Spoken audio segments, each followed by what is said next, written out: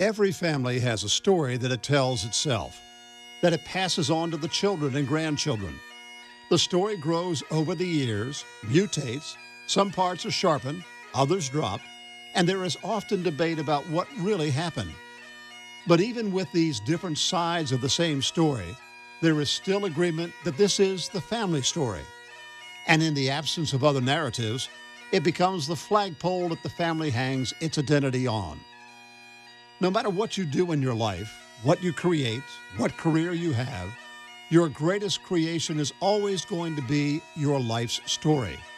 The story that follows is Murray B. White Jr.'s story, our daddy, and papa to 10 grandchildren. We hope you enjoy this gift as much as we have enjoyed it our entire lives.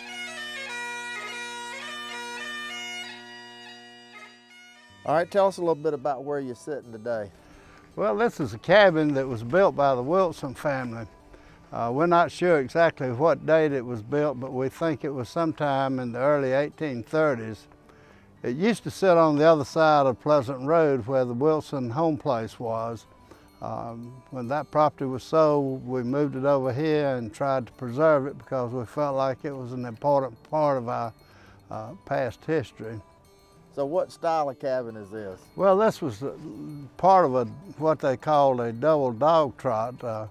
It was actually two cabins that were built side by side and connected with a common roof.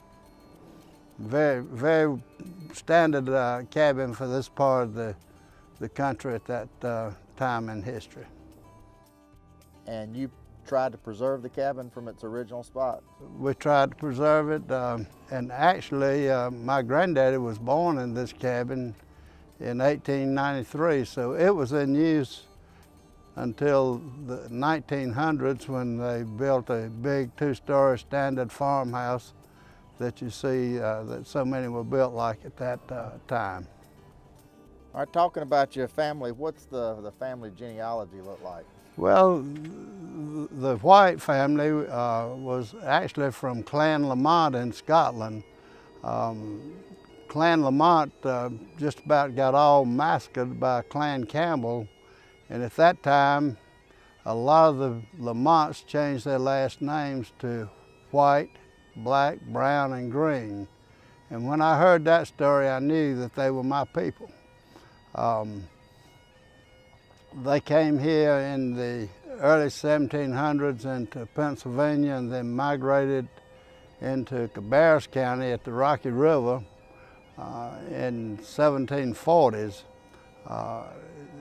That ancestor was Archibald White, and we're kind of glad that name didn't stick, but he had 4 sons, and Archibald and his 4 sons all participated to varying degrees in the Revolutionary War. We've done some DNA sampling and find out that the DNA shows that we were 66% Scottish, and it all goes back to a point in the borders or the lowlands of Scotland on the northern coast, and that's where the Lamonts were located, and also located in that same area were Morrisons, which was a grandmother. We also have Russells, and we have Ormonds, and all of these were part of the Scottish movement from Scotland to the United States. On my maternal side, my mother was a Wilson, and Wilson is Clan Gunn, and they're from that same general area, so I reckon we just get it that we're going to be from that point. And I say that I've been referred to as being hard-headed. I think stubborn's a little nicer way of putting it, but I can say that that DNA and that stubborn gene certainly got passed down to my children and my grandchildren. Speaking of the maternal side, the Wilsons, know your granddaddy Wilson was special. Tell us a little bit about him. Well, he was special. I was born in 1941 in May, and the war started in December of 41. I have very few memories of my daddy during the war, maybe 4, maybe 5. And during that period of time, my granddaddy took me under his wing. I spent a lot of time with him. He would take me with him places. If he had somewhere to go locally, he would come by and pick me up. He liked to travel some, and I did a lot of traveling with him. In fact, I remember one time we were going to see my grandmother's sister and her husband in Florida, and we spent the night. At that time it was called a motor court, and it was somewhere in northern Florida in the pine woods, and they always took a folding cot for me to sleep on. I felt kind of like I was cheating when I did that. I don't know. I reckon they knew what they were doing. But anyway, my grandmother was kind of a heavy-set woman, and I remember that she got me fixed up and got me put to bed, and then she got in bed, and as she climbed in bed, the bed broke in from her weight. And that was kind of an embarrassing time for my grandmother, but she survived. And what was her name? Her name was Sadie Bales. She was a Bales Wilson. And the Bales farm was adjacent to the Wilson farm. They had a common property boundary. My granddad tells a story that back at that time, when he got married, there was an annual community picnic called the Black Shop Picnic. And it was somewhere in the vicinity of where the reserve is now. And anyhow, he was to take my grandmother to Pineville to catch the train to go back to college at Mars Hill. And instead of catching the train, he caught a justice of the peace, and he married her that afternoon, then went to the Brown Shop Picnic and announced to everybody that they were married. I thought that was a pretty cool move. Were her parents still alive then? Her parents were still alive, and I don't think they were real happy about that. I don't know why.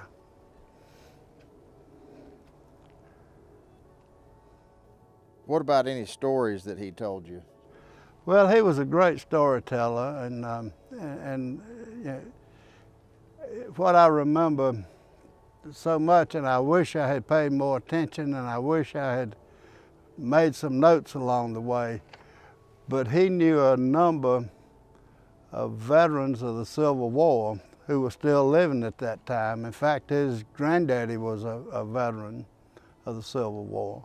And he told stories of the Civil War that he heard these veterans telling when he was a young man. And they were all quite interesting, as you can imagine. You read about the Civil War and you read about the generals, but you don't read about the privates and what life was like for them, and that gave some insight into that. One of my favorite stories was about an execution, and it seems that a neighbor, young girl, probably 17, 18 years old, was visiting and was assaulted on her way back home as she walked home. He was immediately arrested and taken to the jail in Fort Mill. Well, the men in the neighborhood became irate, and they got together and they were going to Fort Mill and they were going to lynch this guy. Word got to Fort Mill before they did, and he was moved to the county jail in York. Then several weeks later, he was tried and he was convicted and he was sentenced to death. My granddaddy was chosen to go to Columbia and be a witness, and he tells about that story. And he had to get up early to catch the train to Columbia, got off the train, walked to the penitentiary, witnessed the execution, and then after the execution, he and some friends were going to stop by to eat what would have been supper at that time and not dinner. And when he got to the restaurant, he decided he had no appetite. He described the execution in detail with the pretty gory with the man's eyes popping out and the flesh being seared and the smell of burning flesh. And I think it took him a couple of weeks to get all that out of his system. But we do have in some of our old records a copy of the certificate that he got showing that he was a witness to the execution. Granddaddy Wilson also held public office in the county. Can you talk a little bit about what got him into that?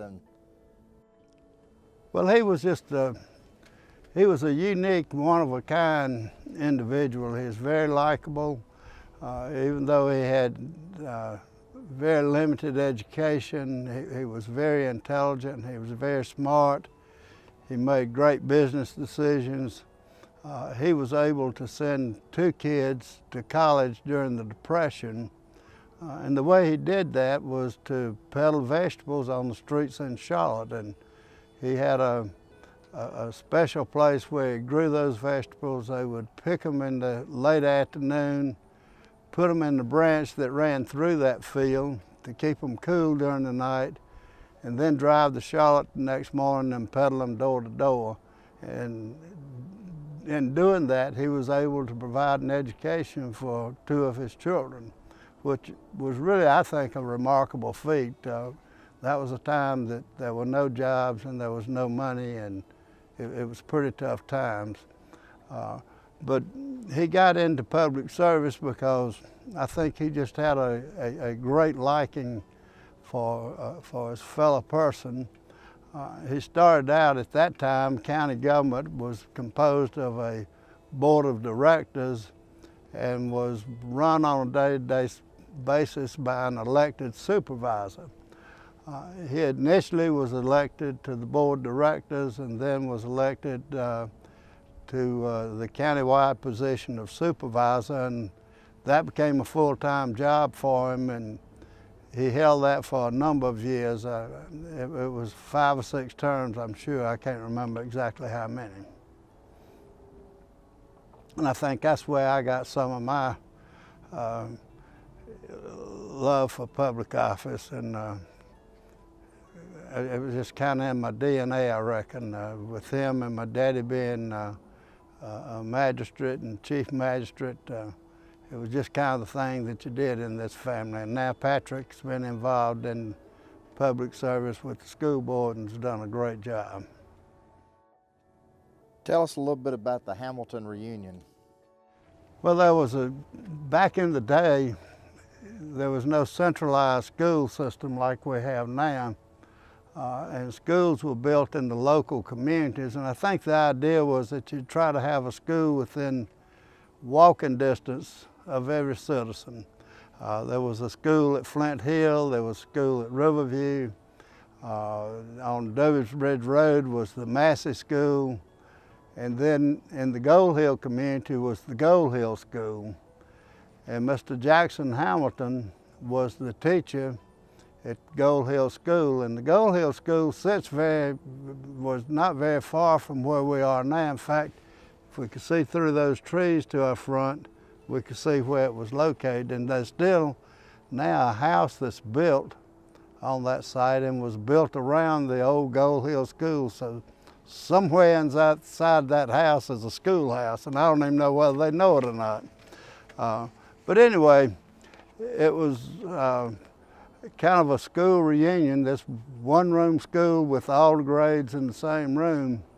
And every August, they would have a reunion, and it was at the Wilson home place.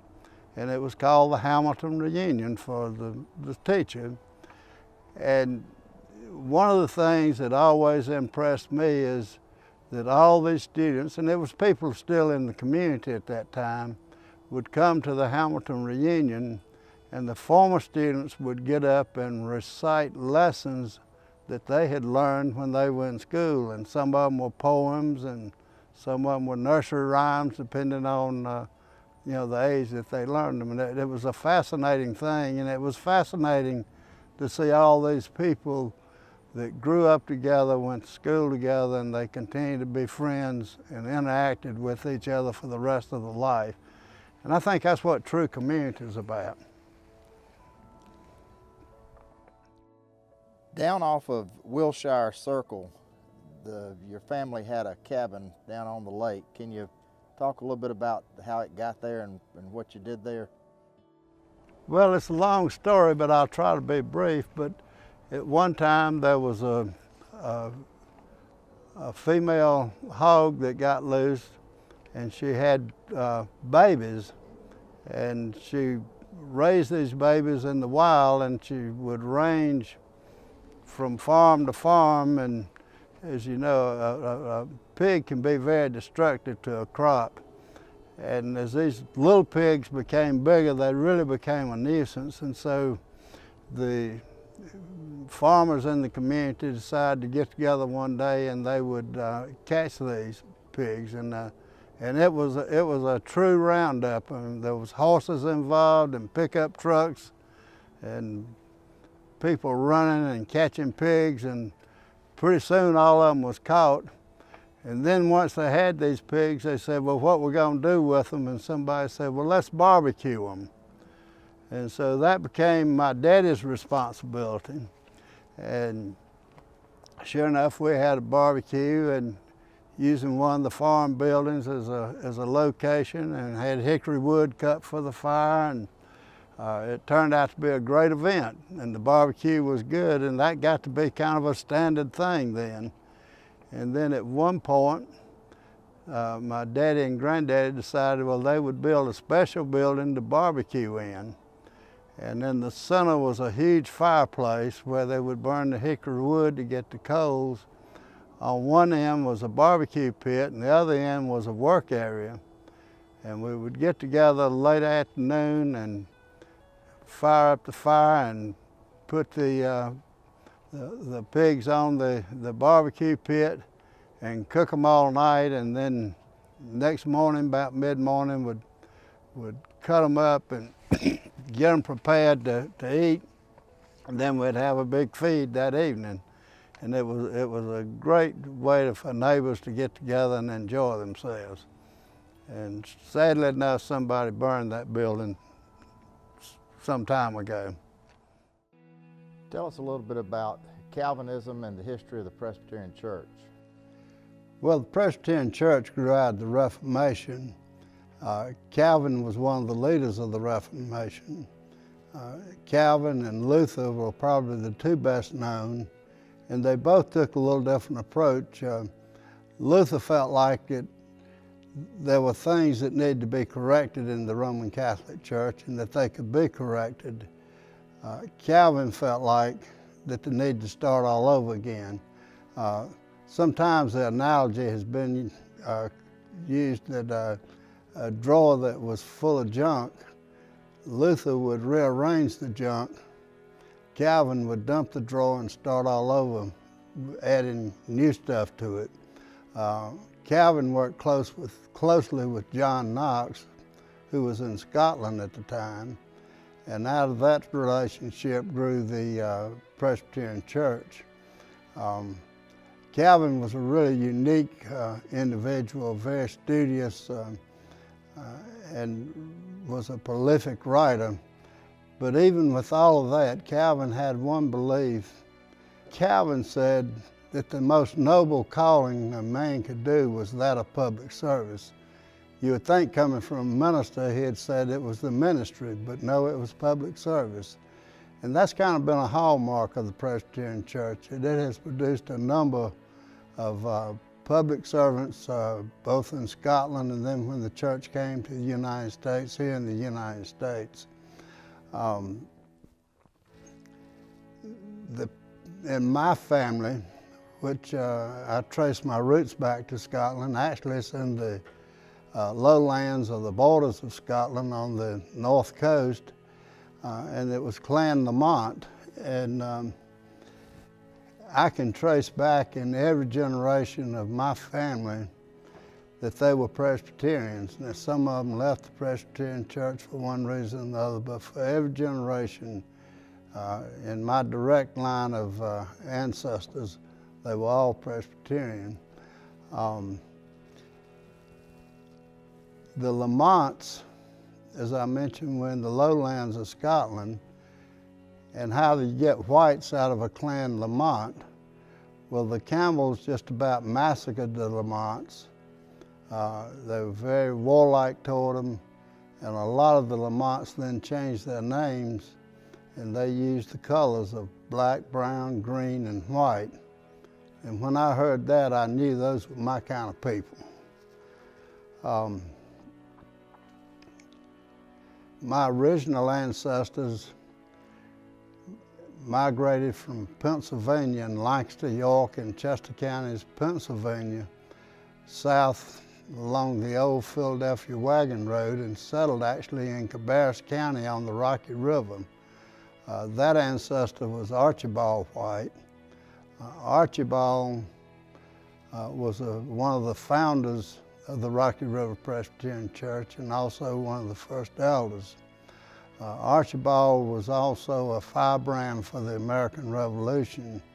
Consequently, he participated in the Revolution as well as his 4 sons. All right, tell us a little bit about the day you were born. I was born May 12th, 1941. Of course, that was the year that the United States entered World War II when Pearl Harbor was bombed by the Japanese on December the 7th, 1941.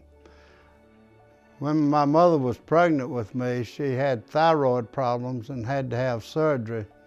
And at that time, that was just unheard of. There was just almost certain death for the mother and for the baby.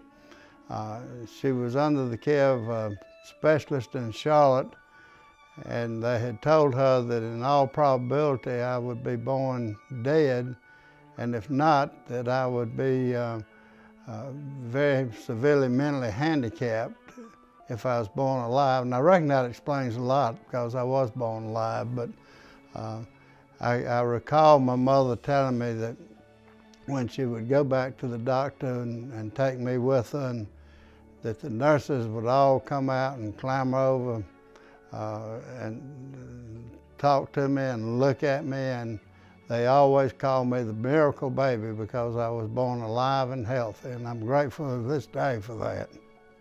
And where were you born? I was born in Charlotte, actually, even though we lived in Fort Mill at the time, and born in Charlotte because of the condition that my mother had. What hospital? The old Presbyterian Hospital in Charlotte. And who else was in your immediate family? Well, I had an older sister at the time that was 2 years older. She's passed away several years ago. And I have a younger sister that's 14 years younger than I am. Sometimes I think I'm her father figure, and even at her age now, she still needs a lot of adult supervision. All right, you talked about the war. Talk a little bit about your daddy and what you remember of him that early Well, I on. have several memories of my daddy. I think it's probably 4, maybe 5 memories during the period of time that he was away in the war. He enlisted, I think, in 1943 and did his basic and advanced individual training at Camp Lee, Virginia, now Fort Lee. And on January the 1st, he then boarded the ship in San Francisco and headed to the Philippine Islands. He was involved in the liberation of the Philippines. And I can remember my mother talking about after the war. Of course, GI mail home was always censored, and they obviously wanted to protect the sensitivity of planned operations. And my daddy was scheduled to land on Lady Island in the Philippines. And he would write my mother and say, "Remember the old lady that lives across the street?" And she said, "I thought he had lost his mind because there was no old lady across the street." And I had no clue what he was talking about. And of course, for many years after that, while they were still alive, that was a good family joke that they liked to tell about the little old lady living across the street. During the war, my granddaddy Wilson pretty well acted as a surrogate father for me. He spent a lot of time with me. I mentioned earlier that he was the county supervisor, and he went to York just about every day, and on days that he didn't have too heavy a schedule, he would come by and pick me up and take me with him. They also liked to travel a lot, and I mentioned that earlier, that we would go on trips. I remember one time I was in the 3rd grade, and my grandmother came into school, and she came to my room and she said, "We're going to Labika," which is near Beaufort, and she had a sister that lived there. Said, "You want to go with us?" And I said, "Well, no, I can't. I don't have any clothes packed." She said, "Well, we'll get you some clothes. Don't worry about that." So I up and left school that day, and I don't even remember what day of the week it was, but I'm sure I missed 2 or 3 days of school, but I'm sure I had a much better time with my grandparents than I would have at school anyway. But it was just that kind of thing that it did during that period of time. Also, lately, I've thought a lot about my mother and the responsibility of trying to earn a living and trying to take care of 2 small children during that time, and not having a husband in the house. And I never realized, never thought about that would be any kind of a problem. And you know, she never acted as if she was afraid or she was concerned. I mean, it was just life as usual. And I attribute that she was a pretty strong lady. But I remember during the war, and at that time we lived in town. We lived on Claiborne Street in Fort Mill. And I remember they had blackouts, and they would blow a siren. You had to black out your house. If you had shades, you pulled them. You extinguished any light that wasn't absolutely necessary. And then they had wardens that would ride through town, and they would check your houses for any lights. And if they saw lights, they would stop and get you to correct it. And there was a great fear that the Germans would invade the United States. And you know, that was one of the civil protections that was taken during that time. I don't know if I was ever concerned about the Germans going to bomb us or not, but it was a good adventure anyway. I also remember that there was rationing. It was difficult to, there was a short supply of gasoline, tires, any rubber products, a lot of the food products, because all that was being taken for the war effort. And also people were asked to donate any type of metals that they weren't using. I mean, such as pots and pans. If you had 2 pots the same size and didn't need one, you was asked to donate one of those to the war effort. And people did. It was 100% mobilization. I'm not sure this country could go through 100% mobilization if we had to today. We're too used to all our luxuries, and we want those things at any cost, and we're willing to let somebody else do our fighting for us, and it's not 100%. And I think we missed something because of that. When your dad was overseas, did y'all ever send him anything? Well, yes, I recall one Christmas, we sent him a box of Whitman sampler candy.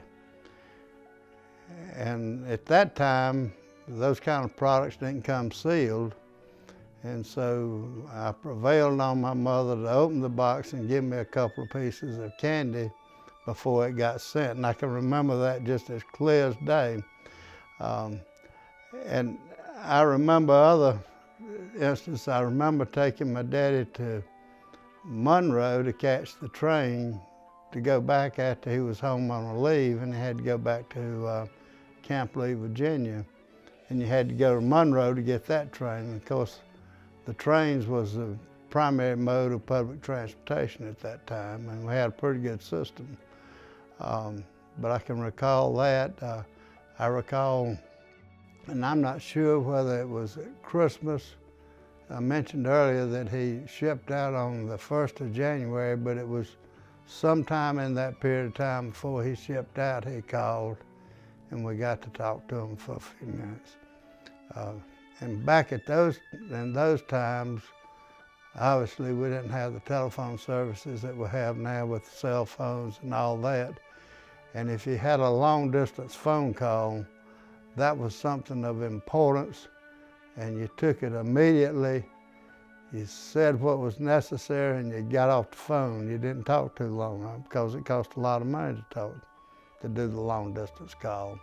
But I can recall that. And talking about the phones, I remember still during that period of time, we had an old wall phone. Everybody did at that time. It was a rectangular box that was fixed to the wall, and it had a speaker horn that moved up and down so you could adjust it to whatever height the person using the telephone was, and then had a receiver that was hung up on the side of the phone. You'd pick it up and it was hooked to a cord and you held it to your ear. And we had a central switchboard, and Miss Clara Cupp was the switchboard operator. And the switchboard was in her home. And when I'd want to talk to my granddaddy, I'd go to the phone. You had to turn the crank to charge the magneto to create the electricity to make the call. And she would answer operator, and I'd say, "I want to talk to my granddaddy." And on the other end, he'd pick up the phone and talk to me. Of course, she knew who I was, and she knew who my granddaddy was, and she knew who everybody in Fort Mill was. So I could have said, "I won't talk to anybody," and she wouldn't even have to look up the number. She'd know it off from memory, and she would hook you up. It's not quite like that anymore. What about the end of war in both Europe and in Japan? Do you remember much about how it ended?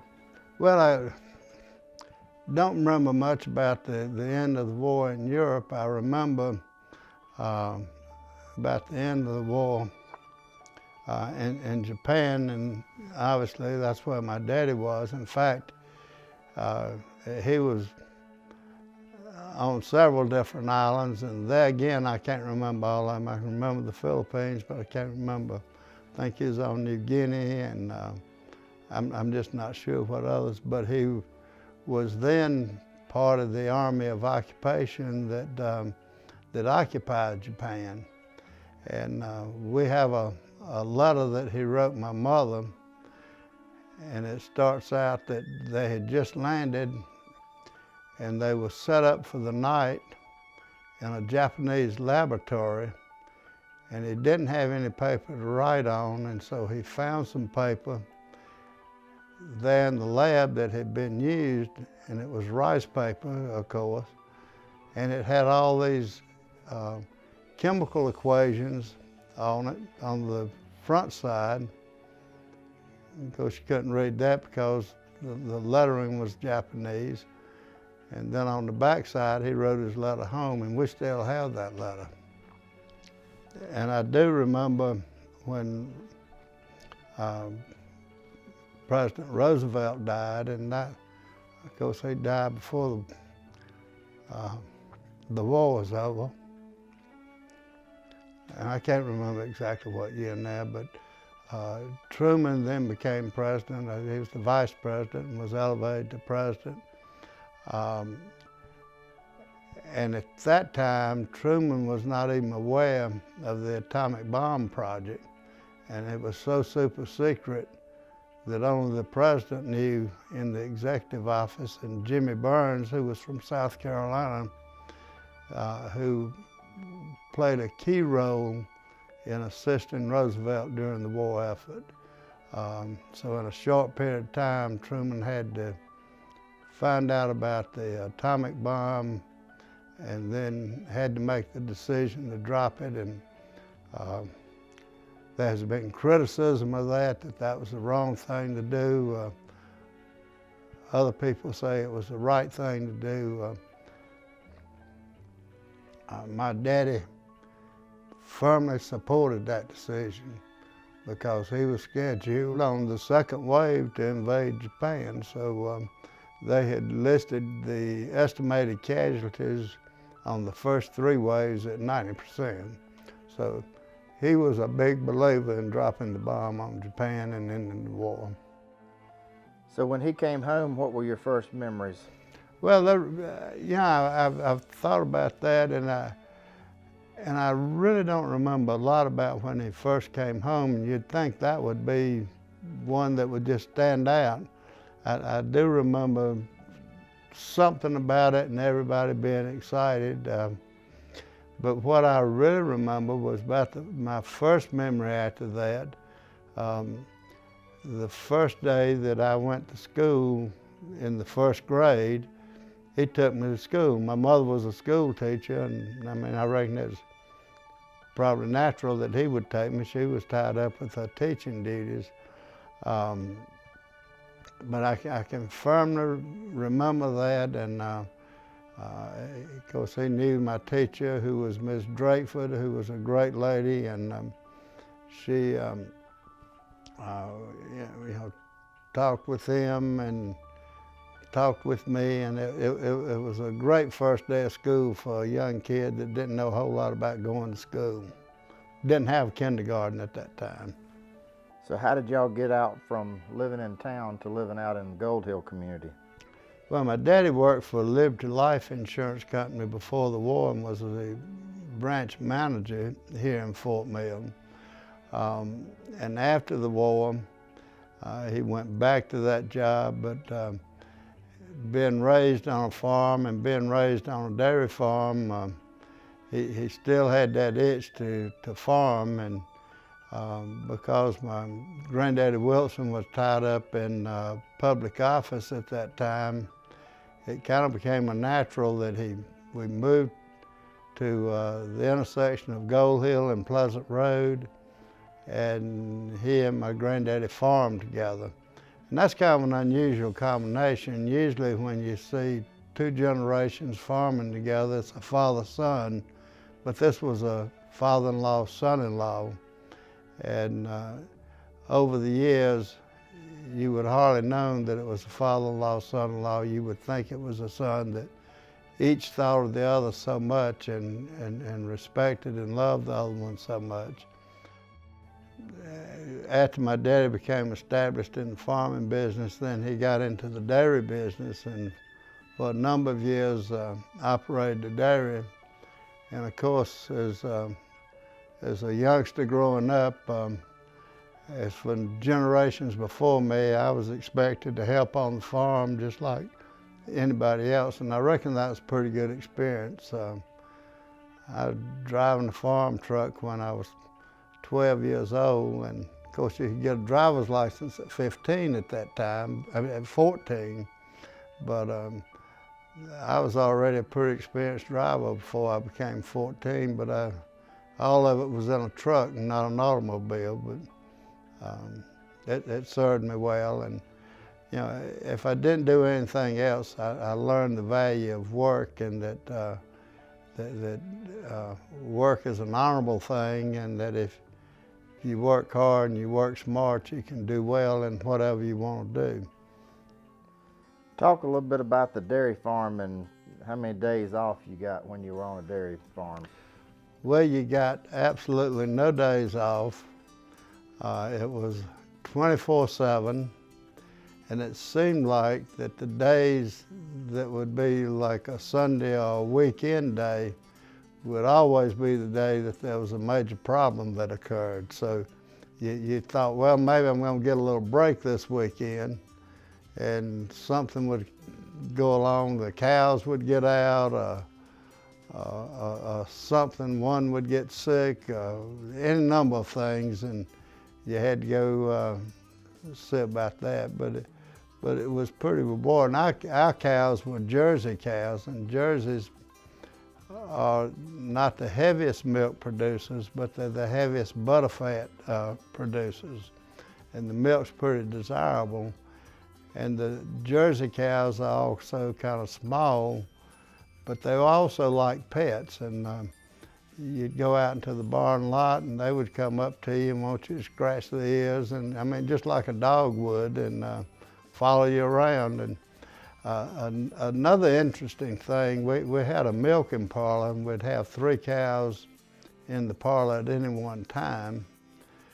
And these cows, and I don't know how they did it, and it wasn't anything that we did, but they came up with their own system, a pecking order, who was first and who was next and who was next, right on down the line to the last one.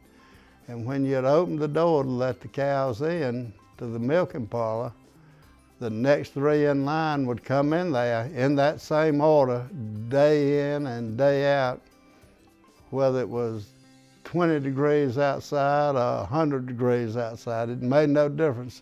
They always came in that order that they had somehow prearranged in their own minds. I can't explain it.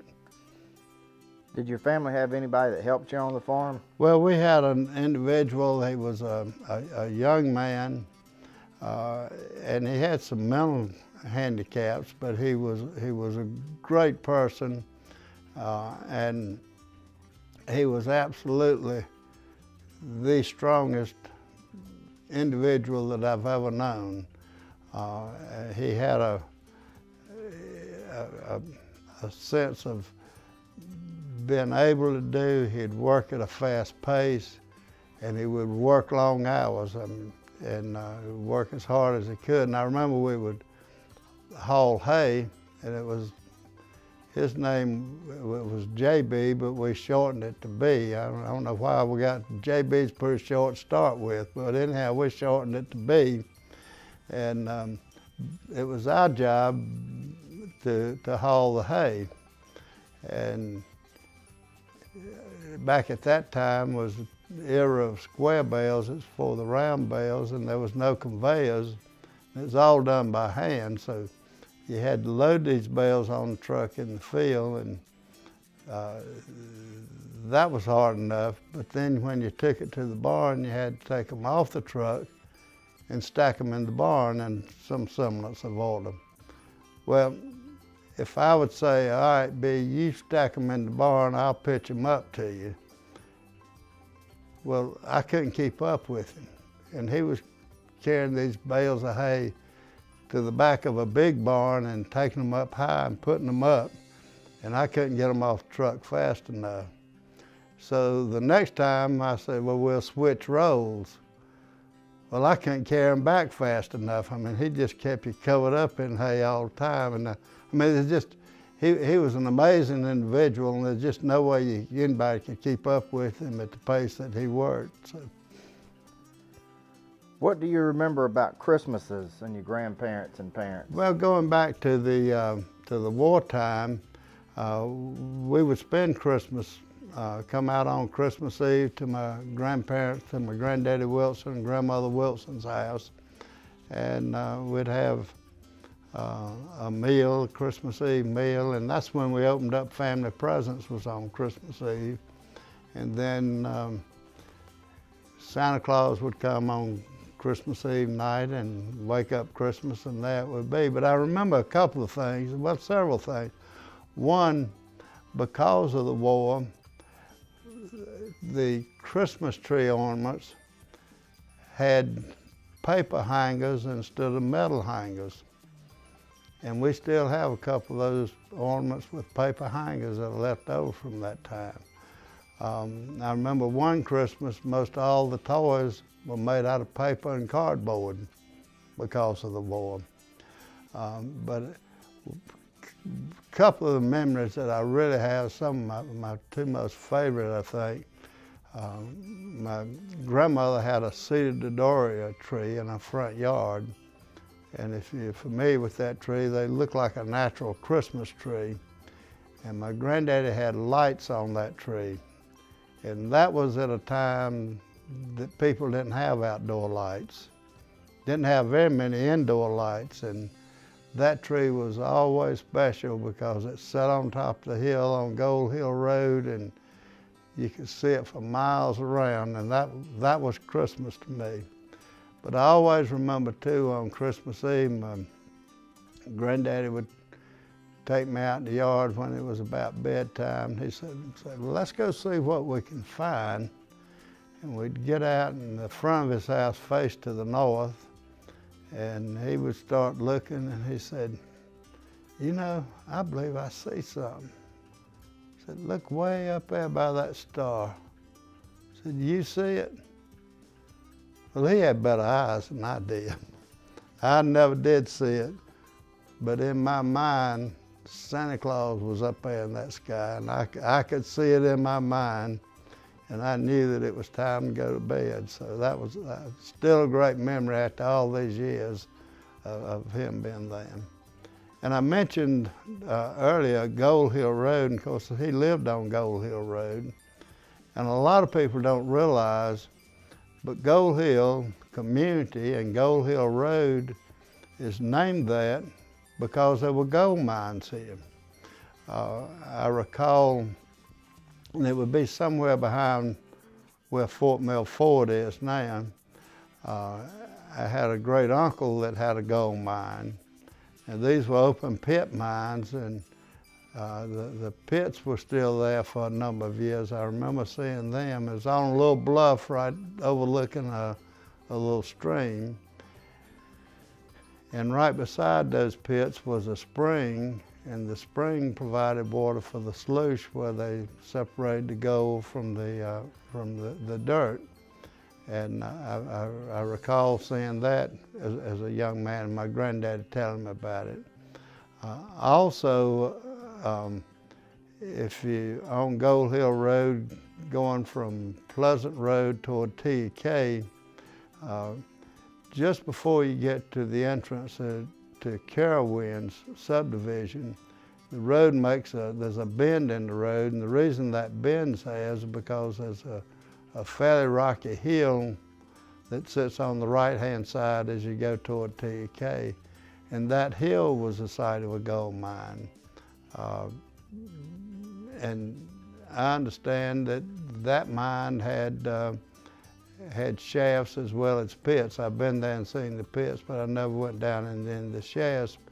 But the road has always it's been a problem with the road, that the surface of the road gives way in that vicinity.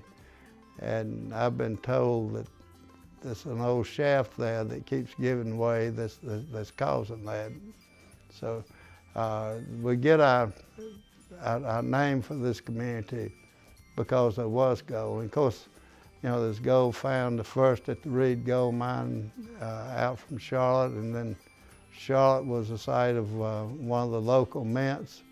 And I understand that there's a number of gold mine shafts under the streets of Charlotte even to this day. What about Uncle John Geddes? Any stories about him? Well, Uncle John Geddes was a black guy, and affectionately called Uncle John because he was such a lovely individual. And he ran the school shop. At that time, the school had a blacksmithing shop and also did welding and that kind of stuff. But it had its roots in the blacksmithing. During the war, Uncle John made me a tricycle. And of course, you couldn't get anything like that. And it was made from spare parts.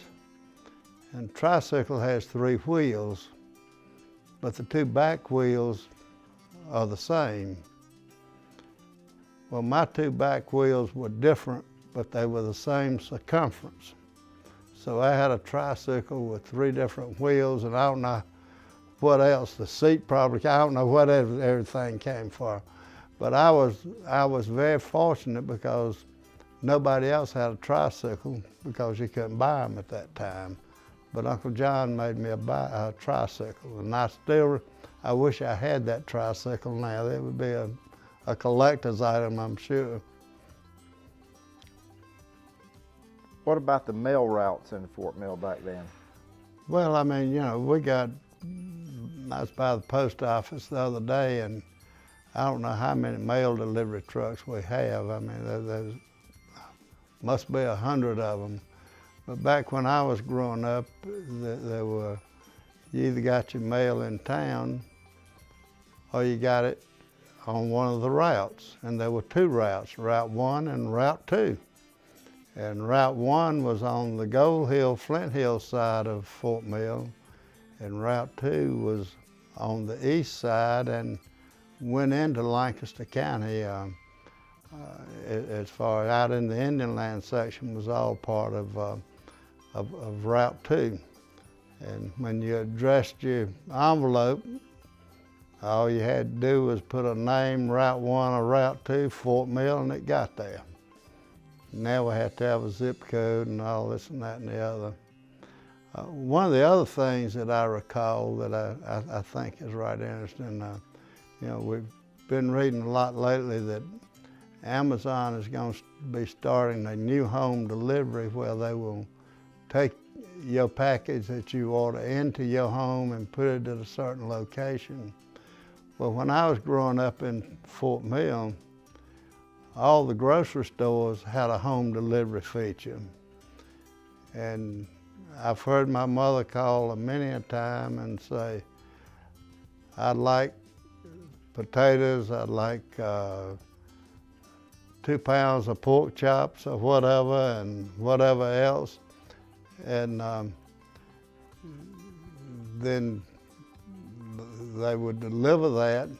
Most of the grocery stores had somebody with a bicycle, and they would bring it to your house, come in, the non-perishable items they'd leave in a specified location, usually on the kitchen table.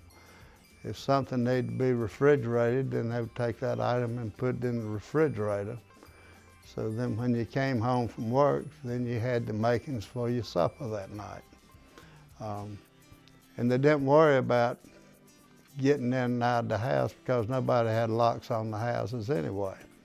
And you know, it was just kind of the way things were, and there was respect for each other, and you didn't worry about somebody breaking into. You didn't break into a house anyway. You just go open the door and walk in. You know, it wasn't any breaking in about it, but there wasn't any breaking in.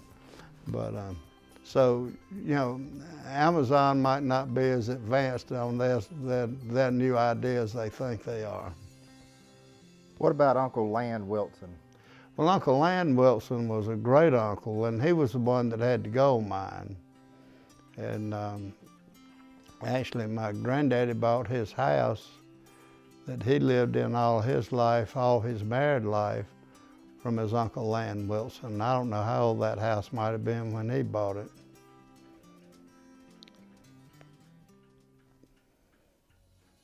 What about the year, it was one Christmas when you played a trick on your youngest sister? Well, I mentioned my youngest sister, Anna was her name. And we liked to fool with her, mess with her anyway. And my mother had a set of Swiss cowbells, and I've forgotten where she got them. Somebody gave them to them. They're really beautiful bells. And one Christmas Eve, I slipped around and got up in the attic, and I had those bells with me, and I started ringing those bells in the attic and making sounds of the reindeer hitting the roof. And I'm sure that my sister Anna was probably so worked up with all that she never went to sleep that night. But I think she thought Santa Claus was intimate and he was on the way. He was there. And I'm sure she was getting herself under the covers in the bed so Santa Claus could come. What do you remember about downtown Fort Mill and Main Street back in your early childhood days? Well, Fort Mill was the center of commerce for the local areas before we had all the malls and whatnot. And you could buy just about anything you needed. There were actually several grocery stores on Main Street.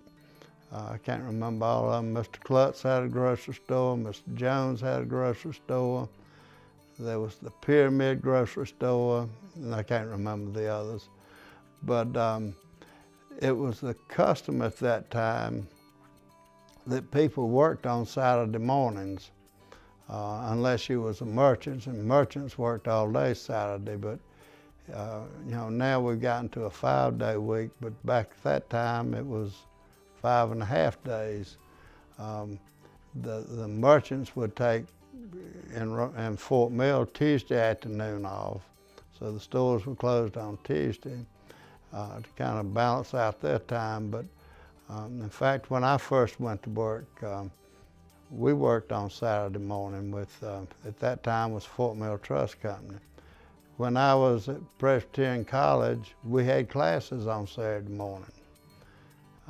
And I was always unfortunate enough to have both an early and a late class every Saturday that I went to that school the whole 4 years. I don't know how that happened, but I mean, you know, you couldn't go out and get in too much trouble on Friday night and be in class at 8 o'clock, and you certainly wasn't going to get away from down there before 1 o'clock. So I was kind of stuck there. But that was just kind of, but you could buy anything you needed. Belks had a store on Main Street. There were other clothing stores. You could buy shoes, whatever you needed. You could buy sewing equipment. And a lot of people did sewing back then. You could buy cloth, whatever you need on Main. There were two drugstores on Main Street. What about entertainment options? Well, there was the movie theater, and you could go to the movie on Saturday afternoon.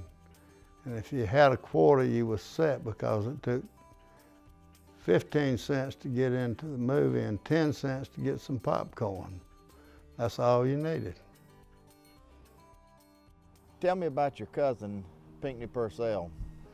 Pinckney Purcell and I are the same age. I was born on the 12th of May, and he was born on the 11th of June.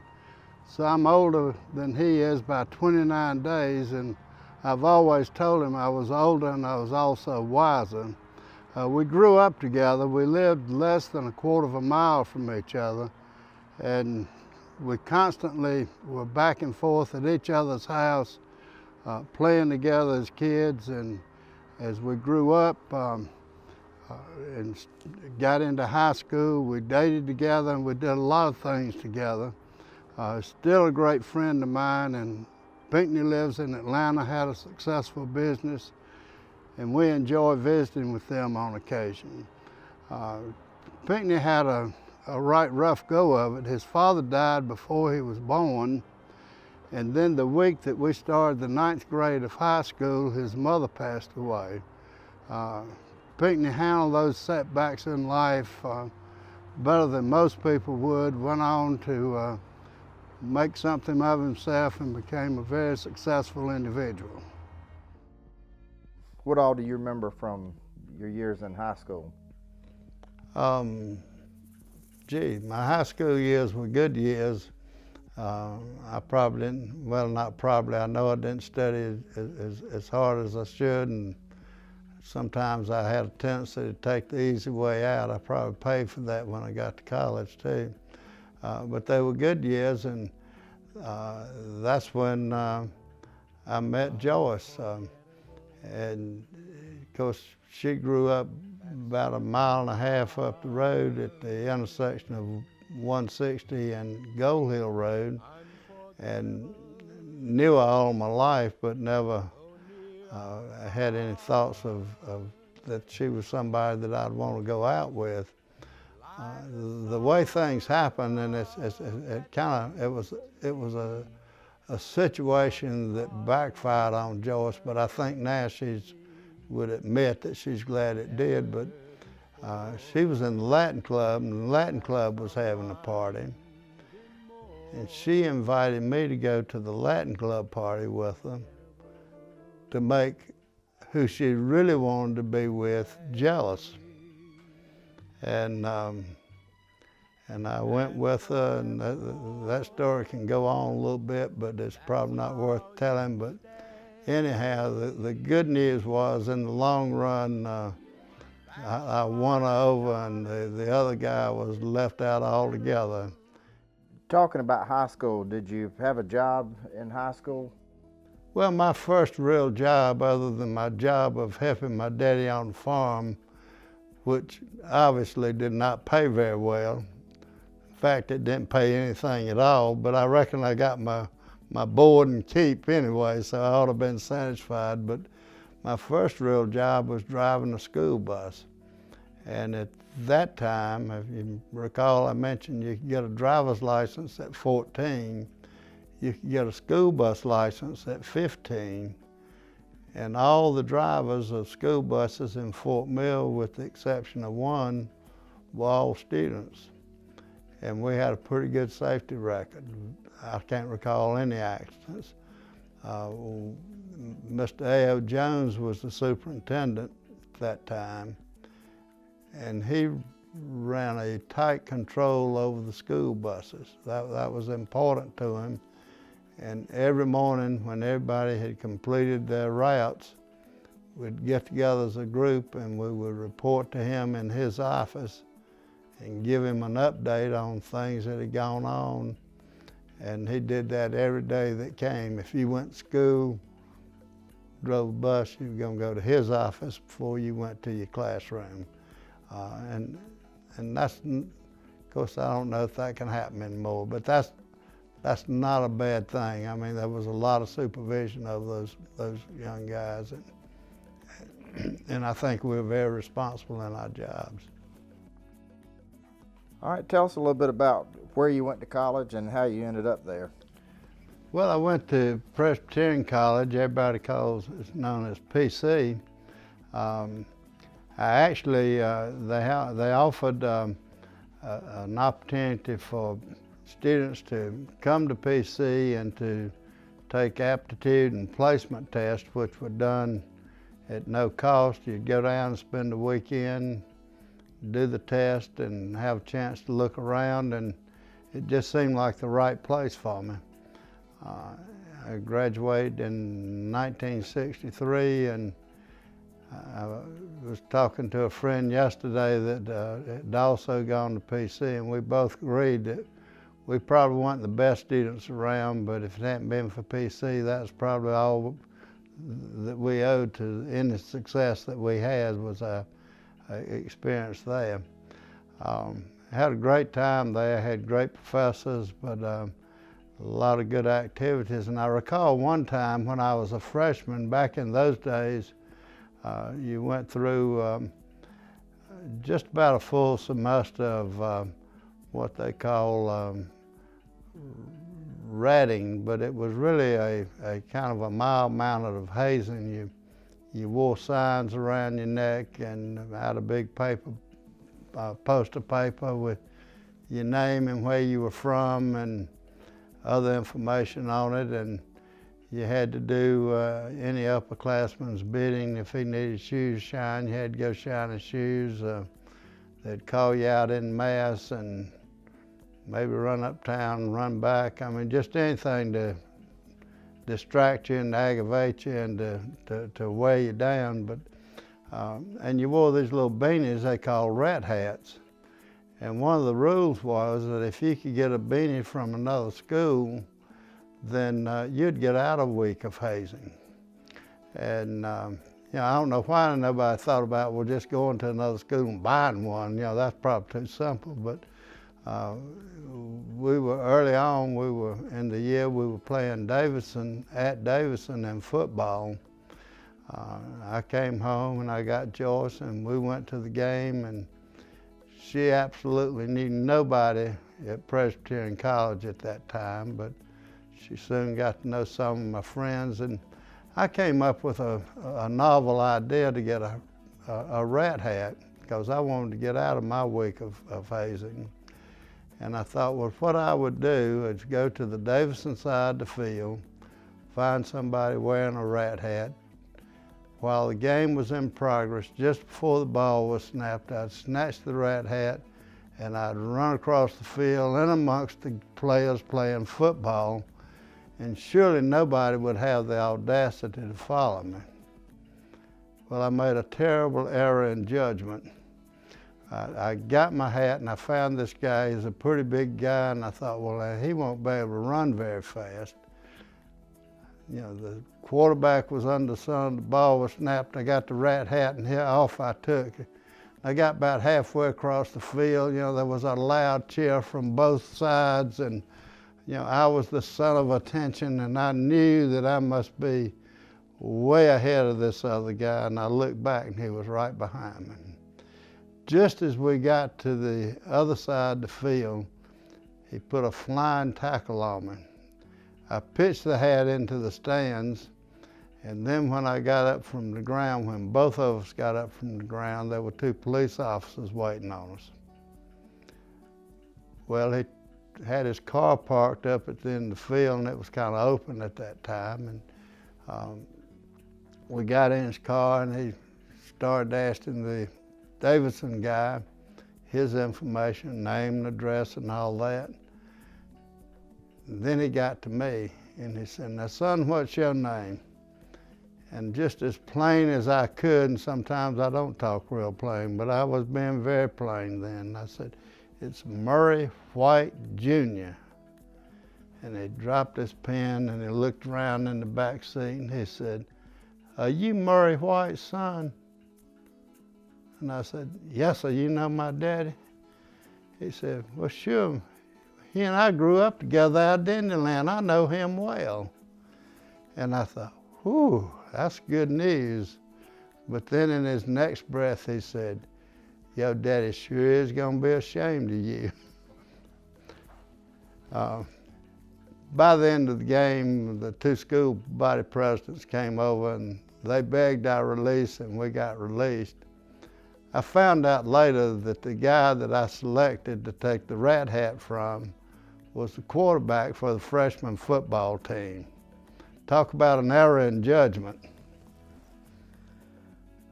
When you were at PC, what about fraternity life? Well, I was a member of the Alpha Sigma Phi fraternity, and at that time I think there were 6 fraternities on campus. And at that time, we didn't have fraternity houses, but there were a number of meeting places on campus for all the various fraternities, except for ours, and we had the distinction. We had a rented location on the 2nd floor of commercial buildings on Main Street in downtown Clinton.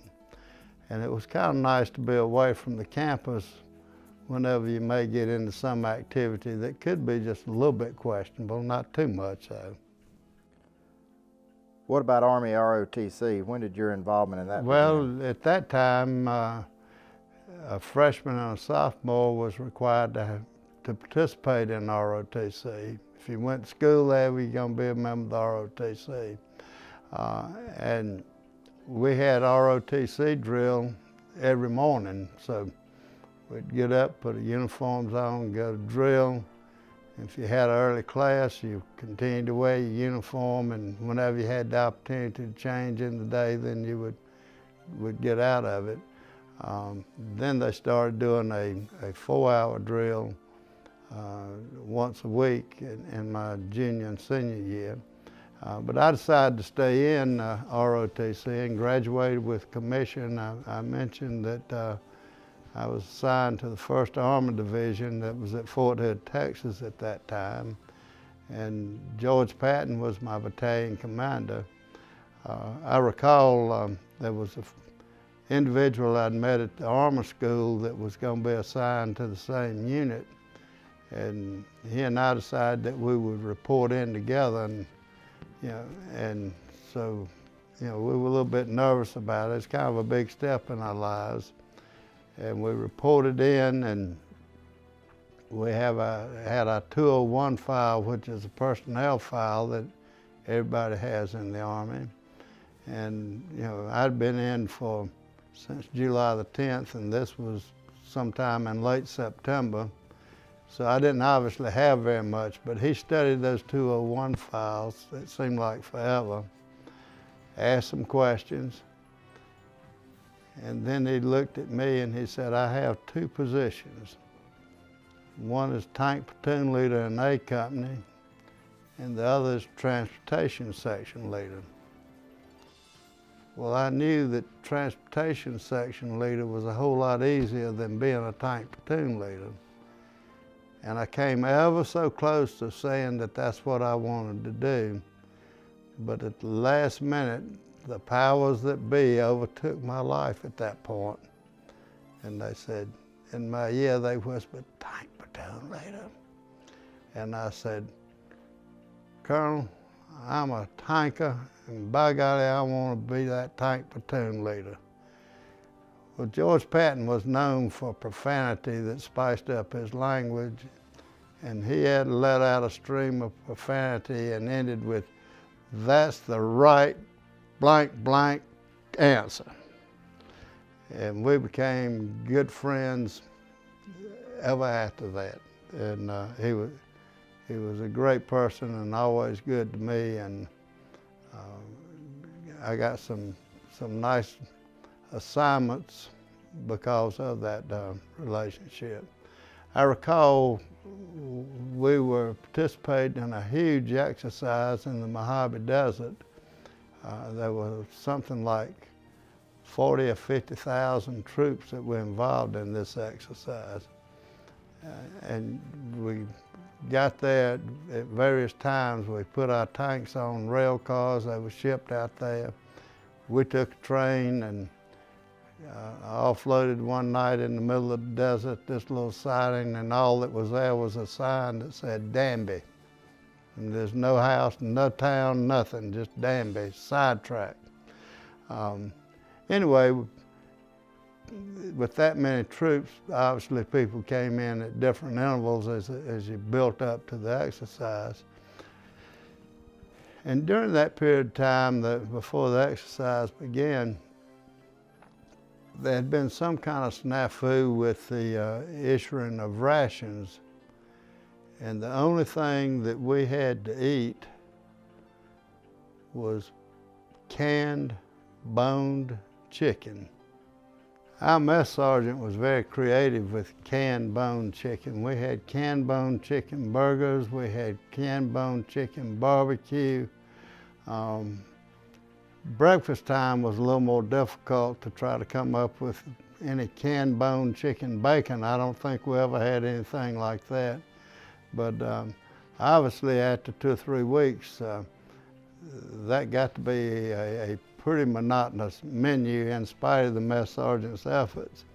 Our company commander decided that we'd use some money in the unit fund, and there was a town about 90 miles away that we'd go to town and we'd buy some fresh vegetables, lettuce, and anything that we could use to kind of pick up the quality of our food. And I had an additional duty as the mess officer, so I was selected to go. The first sergeant went and the first cook. And all we could talk about on the way was what we were going to get to eat when we got to town.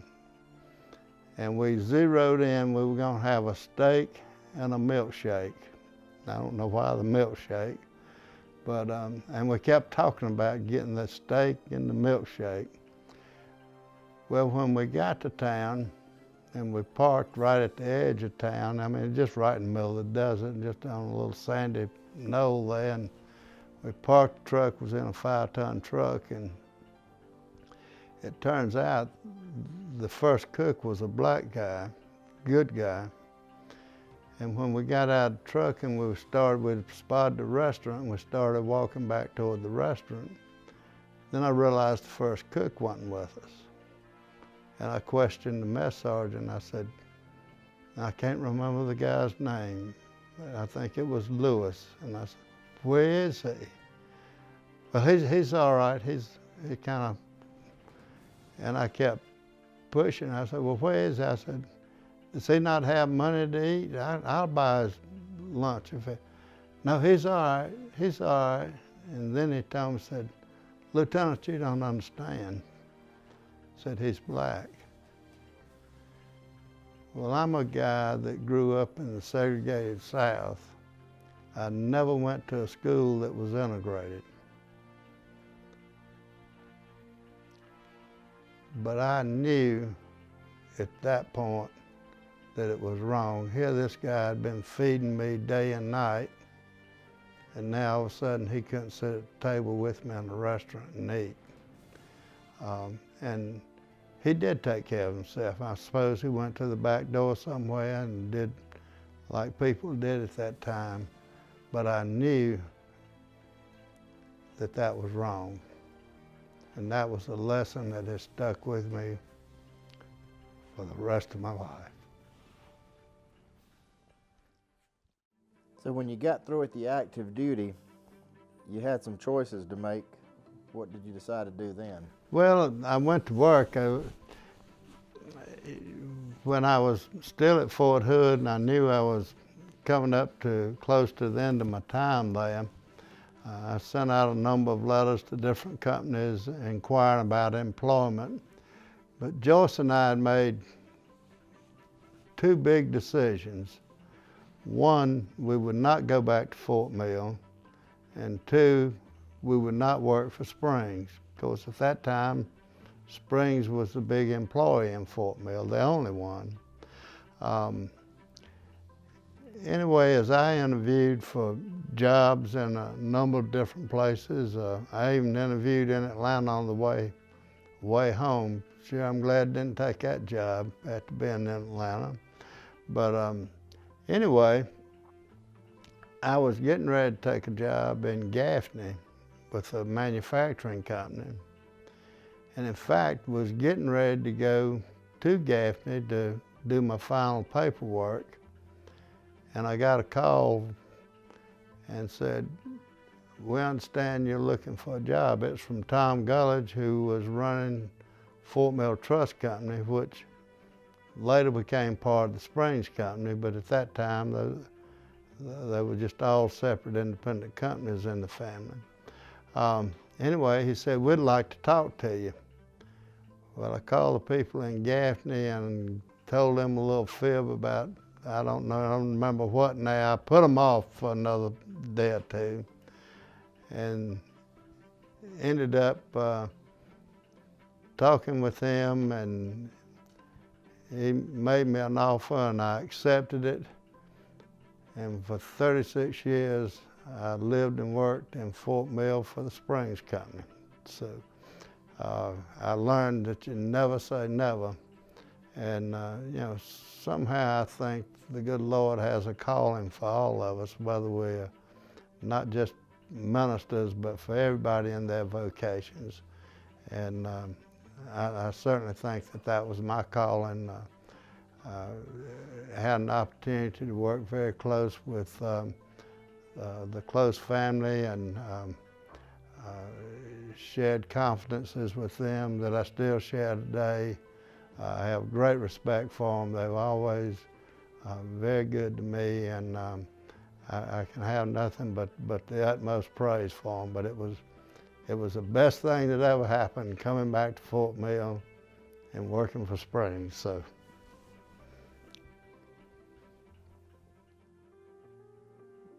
Talk a little bit about community service and why that's important to you. Well, you know, I mentioned early on about the Scottish heritage, and you can't really talk about Scottish heritage without coupling that with Presbyterian heritage. Presbyterianism is so embedded in the Scots, and John Calvin, who was a leader in the Reformation, one of the things that he said, that the most noble thing that a person can do is public service. You know, when if you ask that question, you would think your answer's going to be a minister, but it was public service. But when you take a living out of a community, and that's exactly what I did. I depended on the people in the community to support our business, and because of that success, then I was able to make a living. But I think you have a responsibility to give back, and there are any number of ways to do that, and some is through civic organizations. And then sometimes you can do like I did, and you get a wild hand, you decide to run for public office. And I don't know why I ever decided to do that, but it was pretty rewarding for me. And hopefully somewhere along the way, maybe we made a difference. You know, I tell people that, you know, you do some of these things, and some of your actions now end up having an effect 50 or 100 years from now. Nobody knows who did it, but they know that somebody took time to do something to make life a little bit better for another generation. So how many years did you serve on the county council, and what were your proudest accomplishments of serving? It was almost 14 years. I filled out an unexpired term when Bayless Mack resigned from the council to take a position with the highway department. And I think the proudest thing, I had an initiative to create a group of local leaders in government to look at things on a regional basis, and we included the city of Charlotte, Mecklenburg County, and the surrounding counties of Mecklenburg to look at ways that we could work together to improve our fate. You know, if you didn't think that Charlotte and what they did in Mecklenburg County would have an impact on York County, you had your head buried somewhere in the sand. And if you had that impact, why not try to work together on issues and separate? And that happened. And I can recall when we had our first meeting with the Charlotte Motor Speedway, and we invited all these different representatives to be there. The governors of both states had been invited. There were other elected officials there. And when I made my remarks, I talked about things that we could cooperate on, like transportation, some of the obvious things. And then I can recall, I said, you know, someday we might even be able to cooperate on economic opportunity rather than competing. We can work together for the good of the whole. And that's happening now, and I never thought that would, I thought that was the one thing that wasn't, and I'm proud of that. And nobody knows that I had anything to do with it, and nobody cares, and I don't either, but it's happening. And you know, I read in the paper 2 of the sites that the Charlotte Economic Development folks have on their list for Amazon are located in Fort Mill. And 20, 30 years ago, that would have never happened. So people are realizing that working together for the good of the whole, just because we're 2 separate states and 2 separate counties doesn't make a whole lot of difference. About how many years did you serve in the National Guard, and what were some of the things that you did while in the Guard? Well, I was fortunate enough to be, my career was around 28 years. I had a total of 30 with my active time. And kind of one of the strange things, I was told when I got off active duty, you'll be contacted about some kind of reserve training. Well, I wasn't contacted, and I kind of forgot about it, and I reckon they had too. And then after maybe a year and a half, I got a letter one day saying, be prepared to report for 2 weeks active duty training between Thanksgiving and Christmas. And I don't know why they use those days, but that's what they did. It just so happened that the Guard unit that was in place at that time in York County was the exact mirror of the type unit that I was in at Fort Hood. And they had talked to me about and asked me about joining with them early on, and I declined. And so I really kind of hate to admit this. I joined the Guard so I wouldn't have to go on any training between Thanksgiving and Christmas. And I didn't intend to stay in the Guard very long, and then one thing kind of led to another, and then, you know, one day I realized, well, I'm getting close to qualifying for retirement. Maybe I need to stay and do that. Well, then after I had my qualification for the retirement, then the next 10 years came a whole lot easier because I knew I could walk away from it anytime I wanted to. And I had my retirement. But I started out here in York County. It was a tank battalion. When it came time to be promoted, and in the Guard, you had to be eligible and you had to be qualified for promotion, but you also had to have a slot to be promoted in. And it looked like that I wasn't going to find that slot. And I had somebody that I'd worked with one time that actually had been a battalion commander in York County, called me one day and he said, "I know you're looking and I got you something." And what I actually did, this guy was Tommy Hedgepath, and he worked full-time for the Guard. And he was a lieutenant colonel, and I was promoted in his slot as lieutenant colonel slot as a major. He went into an excess slot, and then they got the organization of the state headquarters. That's where it was state headquarters. They got it changed, and then he got his old slot back, and I got a new slot that they created for me. And I kind of hated driving to Columbia to go drill. I had to drive to Rock Hill or Fort Mill, and but then I realized later that that's probably the best thing to ever happen to my career, because I got to meet a lot of people. I had good contacts, and then I ended up getting an opportunity to come back and command the tank battalion. And then I moved from there to brigade headquarters and was the operations officer for the brigade. And then ended up getting my final promotion, which was to full colonel. And I took command of the schools program in South Carolina, which was considered the major command. And then I ended up, my last tour was probably one of the best, and I headed up the operations division for the state headquarters. And our primary responsibility was writing plans for support to civil authorities. If you had a hurricane, how would you support that?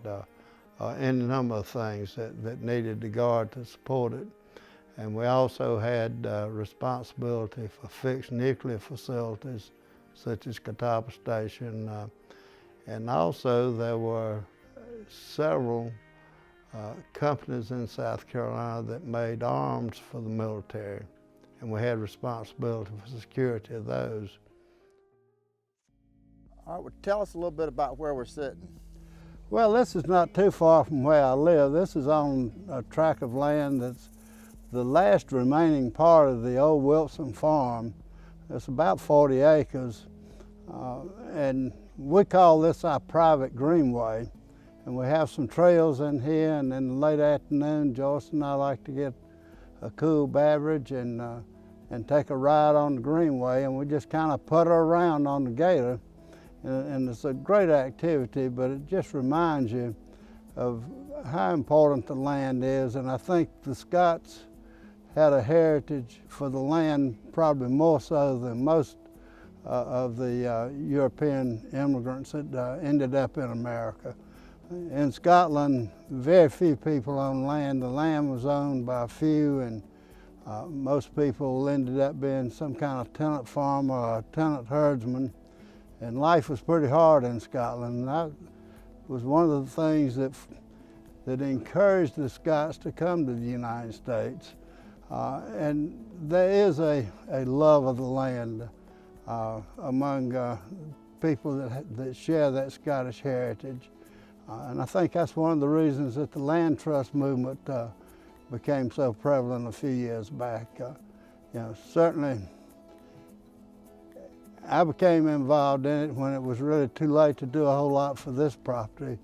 As property values increased, it just became prohibited to try to do conservation efforts, and it really made it almost impossible to transfer property from one generation to the next. And maybe that's good, maybe that moves land around, but still the land trust gives an opportunity to conserve land. And of course the classic example of that is the Ann Springs Close Greenway, which has done a masterful job and has really just scratched the surface on the potential that Greenway has for the region. How have you been involved in land preservation?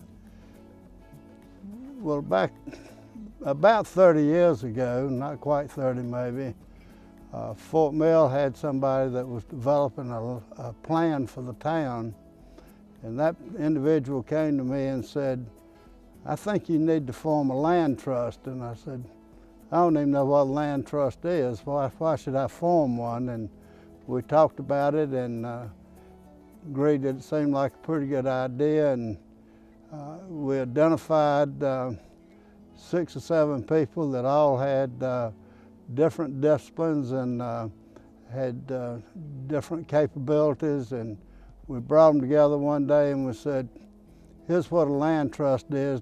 Don't you all think we need to create one?" Bill Kimbrell was at that meeting, and everybody agreed, but then Bill stepped up and said, "Well, you know, I found that when you put money into something, then you really are buying into it, and I think we all ought to put $100 in here today." Well, it didn't suit me to do $100, but I did, and I'm glad I did, because that was good sage advice, because once you make a financial commitment, you've made a commitment to something. And that land trust took off, and we had a board that anything that you needed, there was somebody on that board that knew how to do it. And that land trust has been very successful, and to date we have played a role in protecting around 11,000 acres of land in York County.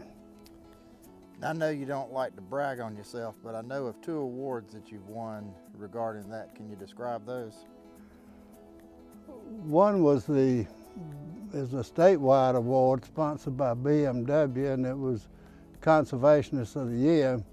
I always thought they probably ran out of recipients when they got down to me, but I certainly was grateful and I was humbled by it. But it really wasn't what I did, it was what a lot of people did collectively to make things happen. And what about the Keeper of the Culture? Yes, the Keeper of the Culture is done by the museum. They don't do that anymore. And that was based on largely on land conservation efforts, and again, very humbled by that award and very much appreciated. And then I believe there's one other, the local award that's given every year that's got somebody's name on it.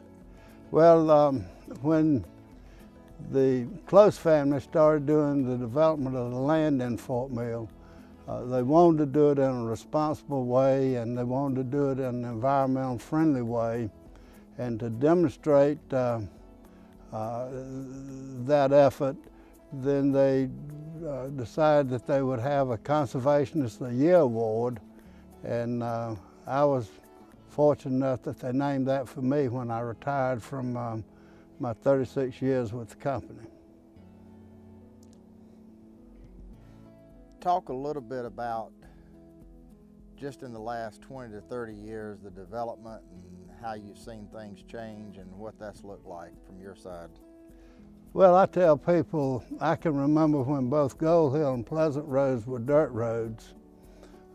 That's kind of hard to believe at this point. The other morning I got out to go to Charlotte fairly early, and traffic was backed up from I-77 to Knightsbridge to get on I-77. And I could just try to imagine, well, what would that be like if it was still a dirt road? It would be backed up past T&K, I reckon, I don't know. But there has been a lot of development. Yeah, and there's a strange phenomena that happens with that development, I think.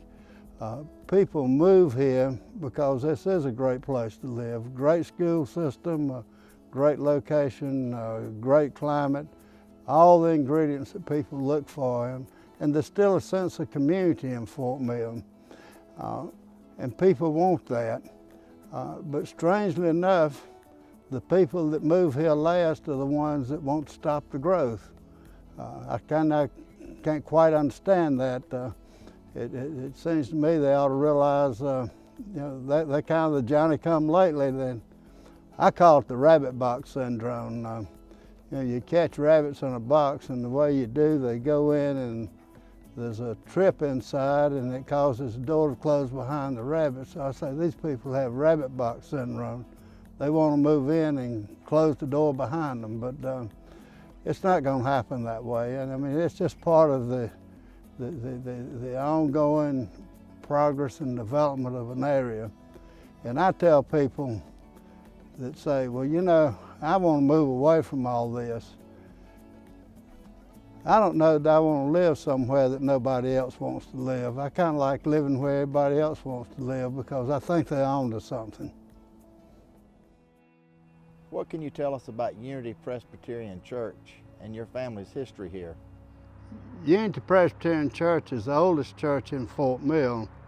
It was organized in 1788, and Dr. McCrae, who was the minister at Steel Creek Presbyterian Church, came and helped organize the church and actually preached the first sermon here. The first church was located off of Merritt Road across Springfield Parkway from where the original grist mill was located. That church was then moved to the end of Unity Street, and that was a log building as well as the first church. Then when that building was outgrown, it moved across the street here where the Wells Fargo Bank is currently located. It was a frame building, and that building burned.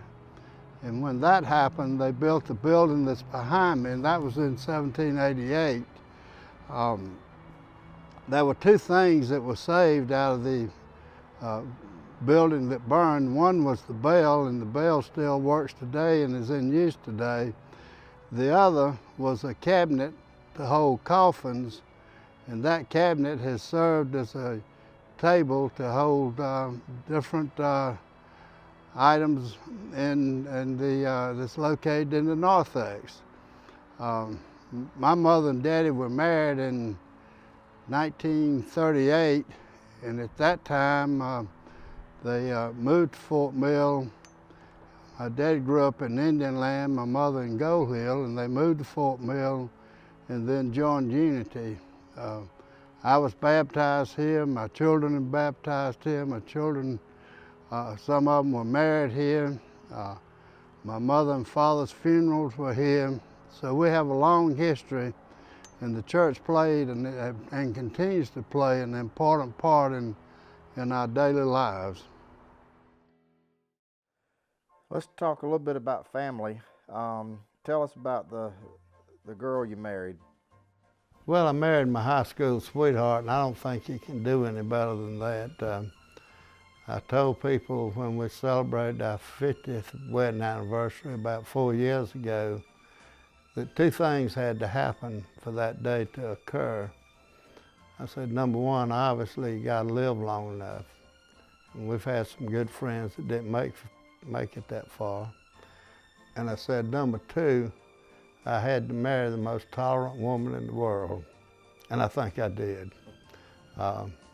We've had a good life together. All right, tell us about your children. Well, the oldest is Patrick, and his lovely wife is Jamie. Martha's our middle child, and she's married to Frank Waters. And Susan is the youngest, and she's married to Darrell Kidd. Zachary is the firstborn grandchild, He's the only one to carry on the family name, and to my liking, he has a real love of history. Jake is polite and motivated. Harper is goal-oriented and organized. Bryce is very thoughtful, quiet, and deliberate. Alex is the athlete, courteous and considerate. Morgan is our soccer player and an infectious smile. Boyce is the consummate outdoorsman, fisherman and hunter. Liz, the drama queen and driven. Luke is sweet and easygoing. Grace is the animal lover and assertive. Ella is imaginative and has sweet hugs. In retrospect, I've concluded that I must be the most fortunate person in the world. I certainly have lived a blessed existence. I married a wonderful lady and she's been awful good to me, better than I deserve. I have a great family, children, in-laws, grandchildren, and I just can't think of anything that anybody else could have that would be more important and more valuable than that. Each of us has a book waiting to be written, and that book, if written, results in a person explained. Have you ever heard a joke so many times that you've forgotten why it's funny? And then you hear it again and suddenly it's new.